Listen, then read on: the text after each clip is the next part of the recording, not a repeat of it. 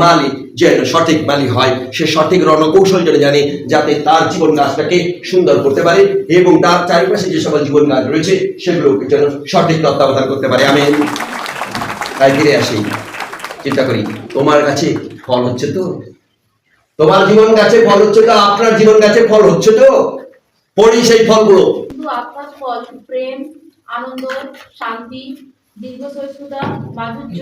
একটু একটু করে পড়াশোনার চেষ্টা করি। প্রথম যে ফলটি হচ্ছে কি ফল? প্রেম।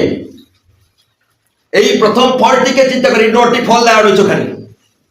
এই 9টি ফল কমপ্লিট ফল আমার জীবন গাছে যদি ধরতে থাকে, তাহলে তুমি সুনিশ্চিত মনে রাখবে তুমি যে রাইট পথে রয়েছো, রাইট মালি তুমি। তোমার গাছকে, তোমার জীবন গাছকে তত্ত্বাবধান করেছো।